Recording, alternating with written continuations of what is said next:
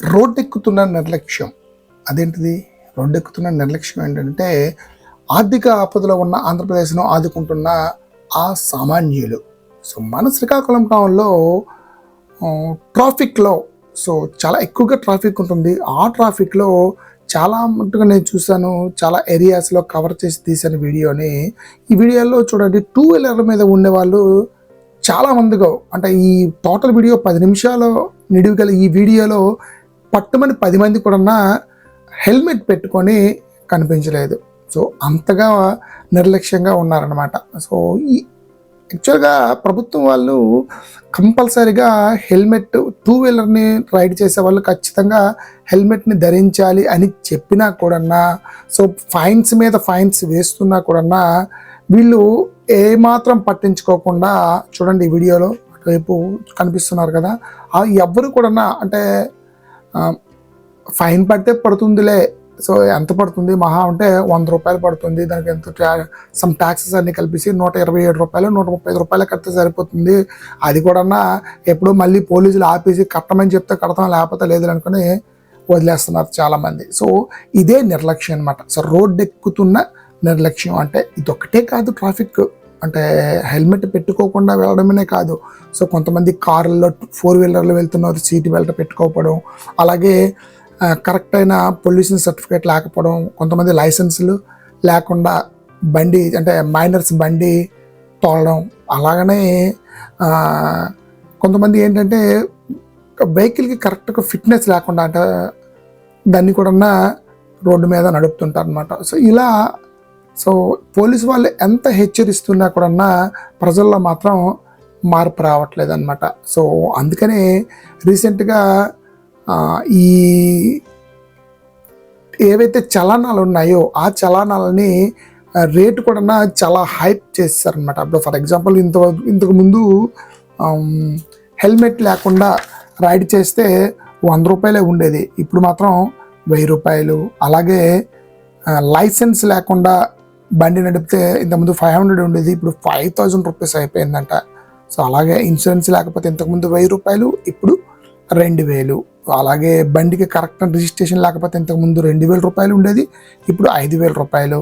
అలాగే బండి సౌండ్ కరెక్ట్గా అంటే శబ్ద కాలుష్యంతో, అంటే ఎక్కువగా సౌండ్స్ పెట్టి సైలెన్సర్లు మార్చేసి పెడుతుంటారు కదా, సో అలాగా కాలుష్యంతో అంటే శబ్ద కాలుష్యంతో ఉంటే ఇంతకుముందు 500 ఉండేది, ఇప్పుడు ₹1000.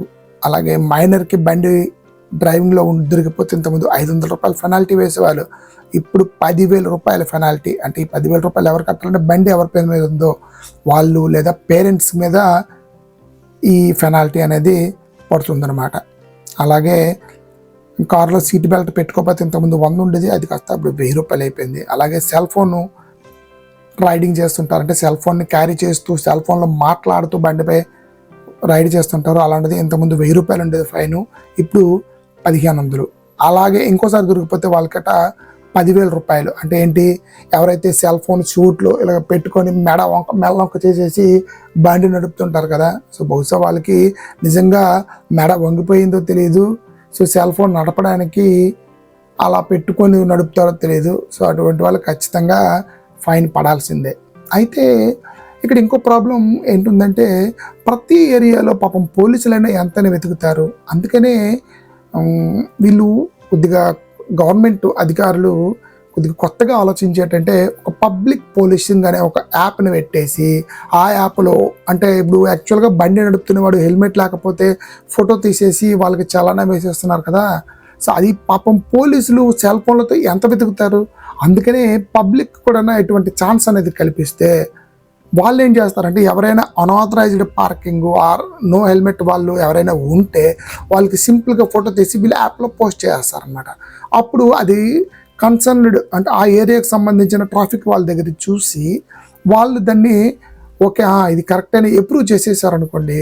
అప్రూవ్ చేయడం వల్ల ఏంటవుతుంది, సో మనం ఏదైతే పంపించామో అది యాక్సెప్ట్ అయిపోయి ఎవరైతే పర్టికులర్ పర్సన్ వెహికల్ని పార్కింగ్ అనేది కరెక్ట్గా చేయకపోవడం, హెల్మెట్ లేకుండా ఉన్నాడు, వాడి బండి నెంబర్ బట్టి వాళ్ళని కేసు రాయేస్తారనమాట. సో ఆ కేసు రాయడం వల్ల ఏంటంటే వాడికి నెక్స్ట్ టైము ఇబ్బంది అనేది తెలుస్తుంది. సో అదే టైంలో ఎవరైతే ఈ పోలీసులకి హెల్ప్ చేశారో వాళ్ళకి తగిన పారితోషికం అంటారు కదా, సో ఎంతో కొంత చెప్పంటే దీనివల్ల ఏంటవుతుందంటే వీళ్ళలో కూడా రెస్పాన్సిబిలిటీ అనేది పెరుగుతుంది అనమాట. సో అలా చేయడం వల్ల ఏంటవుతుందంటే సో పోలీసులు కొంతమంది కష్టపడుతూ చలనాలను వేయడము, ఈ చెక్కింగ్లు చేయడము చేస్తున్నారు ఎలాగో, అలాగే పబ్లిక్ కూడా కొంతవరకు దాన్ని తీసుకొని సో ఛాలెంజింగ్గా తీసుకొని అలాగే సమ్ రెస్పాన్సిబిలిటీగా ఫీల్ అవుతూ కొన్ని ఫొటోస్ని బండి నెంబర్ కనిపిస్తున్నట్టు వీళ్ళు యాప్లో అప్లోడ్ చేయొచ్చు కదా. సో దానివల్ల ఏంటవుతుందంటే పోలీసులకి ఇంకొంతమంది తలకి ఇన్ఫర్మేషన్ అనేది తెలుస్తుంది. ఎవరైతే తప్పు చేస్తున్నారో వాళ్ళ తాలుగా వెహికల్కి చలనాలు వేయడము అనేది కరెక్టే, అది ఇంకొద్దిగా ఎక్కువగా అవుతుంది. సో మరి ఇవన్నీ చెప్తూ ఇంతకీ ఆ మొదట్లో పెట్టిన క్యాప్షన్ ఏంటి అంటున్నారా? అదేనండి, ఆ విషయంలోకే వస్తున్నాను. యాక్చువల్గా చెప్పాలి అంటే ప్రస్తుతానికి గవర్నమెంట్ అదే మన ఆంధ్రప్రదేశ్ ప్రభుత్వం అనే కాదు, మొత్తం టోటల్గా అలాగే తయారైంది అన్ని రాష్ట్రాలు కూడా. ఎందుకంటే ఫైనాన్షియల్గా చాలా కొద్దిగా డల్గా ఉన్నాయన్నమాట. ఎందుకు? ప్రస్తుతానికి చాలా సంక్షేమ పథకాలు ఉన్నాయి. ఆ సంక్షేమ పథకాల్లో అందరికీ అన్నీ ఫ్రీగా ఇవ్వాలి అంటే గవర్నమెంట్ డబ్బులు కూడా కావాలి కదా. అందుకనే బహుశా కొంతమందికి కష్టపడి పని చేస్తున్న వాళ్ళకి జీతాలు కూడా ఇవ్వలేకపోతుంది అనమాట.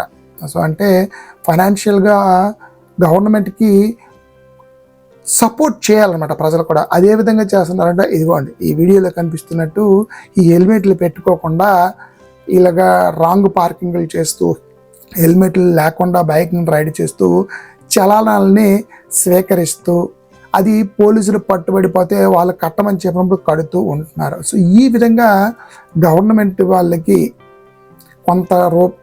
కొంత రకంగా అంటే కొంత డబ్బులు సమకూర్చి ఆర్థికంగా ఆదుకుంటున్నారు అనమాట. సో ఇది నవ్వుకోవాల్సిన విషయమే కానీ నిజంగా అది కరెక్ట్ కాదు. సో ఆర్థికంగా ఆదుకోవాలని అంటే నువ్వు పని చేసి ఆదుకో, కానీ ఇలా తప్పుడు పని చేసేసి ఆదుకుంటే ఎందుకు ఉపయోగం ఉంటుంది? కానీ నేనేదో సిల్లిగా మీకు తెలియడం కోసము ఆర్థిక ఆపదలో ఉన్న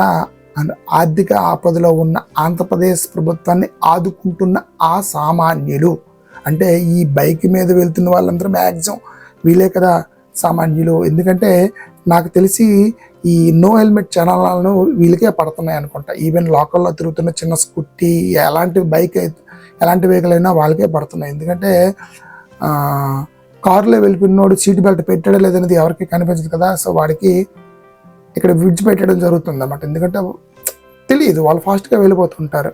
సో డైరెక్ట్గా కనిపిస్తుంది ఎవడు అంటే ఈ బైక్ మీద వెళ్తున్నవాడు హెల్మెట్ పెట్టుకోలేదు కాబట్టి ఈజీగా వాళ్ళకి చలానా వేసేవచ్చు అనమాట. సో చలానా వేసిస్తే తద్వారా వీళ్ళు ఖచ్చితంగా వాళ్ళు పే చేయాలి కాబట్టి పే చేసిన చలానాన్ని అమౌంట్ అంతా గవర్నమెంట్కి చెందుతుంది కాబట్టి సో గవర్నమెంట్కి ప్రస్తుతం ఈ సంక్షేమ పథకాలకి డబ్బులు చాలట్లేదు కదా. సో దానికి ఈ డబ్బులు కొంత చేదోడు వాతోడుగా ఉంటాయన్నమాట. సో అయితే ఈ ట్రాఫిక్ ప్రాబ్లం అనేది అంటే ఈ హెల్మెట్ పెట్టుకోకుండా ఉంటున్నారు కదా, అది మన ఊర్లో మాత్రమే కాదండి. సో ఇది యాక్చువల్గా ఇప్పుడు తీసానంటే రథసప్తమి సందర్భంగా ఉండేటప్పుడు ఈ ట్రాఫిక్లో చూడండి. సో వీళ్ళందరూ కూడా అంటే అంత ట్రాఫిక్ అయిపోయింది అక్కడ చూడండి. ఒక్కరు అంటే మ్యాక్సిమం ఎవరో ఒకరు కనిపిస్తారు కదా అనుకుంటే ఒక్కడ కరెక్ట్గా కనిపించలేదు హెల్మెట్ పెట్టుకొని. సో హెల్మెట్కి ఏం చెప్పండి ఇంపార్టెన్స్ ఏంటనమాట. యాక్చువల్గా నేను ఊర్లోనే అనుకున్నాను, ఊర్లో కదా ఎందుకు పర్వాలేదు, హెల్మెట్ పెట్టుకోకపోయినా ఏట్ అయిపోయిందిలే అని అనుకుని చాలామంది వెళ్ళిపోతున్నారు అనుకుని ఒకసారి హైవే మీదకి వెళ్ళి చూస్తే హైవేలో కూడా సింపుల్గా వెళ్ళిపోతున్నారు. వితౌట్ హెల్మెట్ రైడ్ చేసుకుంటూ వెళ్ళిపోతున్నారు. ఫాస్ట్గా వెళ్ళిపోతున్నారు. చిన్న బండి కాదు, పెద్ద బండి కాదు, ఏ బండి అని అనవసరం. సో వితౌట్ హెల్మెట్ అంటే హెల్మెట్ లేకుండా వాళ్ళు ఈజీగా రైడ్ చేస్తున్నారు. అయితే రీసెంట్గా ఈ చలనా కాస్ట్ అనేవి పెరిగాయి కదా. సో దగ్గర 10 రేట్లు బాగా పెరిగిపోయింది. ఎందుకంటే నో హెల్మెట్ 100 రూపాయలకి వస్తే 1000 రూపాయలు అయిపోయింది కదా. సో ఇంత పెరిగినా కూడా చలనాలు పడితే ఇబ్బంది పడి తెలుస్తుంది. సో ఎక్కడైనా ప్రజలు మారుతారేమో అనుకుందాం. సో ఈ వీడియోని ఎక్కడితో ముగించి మరో కొత్త వీడియోతో మళ్ళీ కలుసుకుందాం. అంతవరకు సెలవు.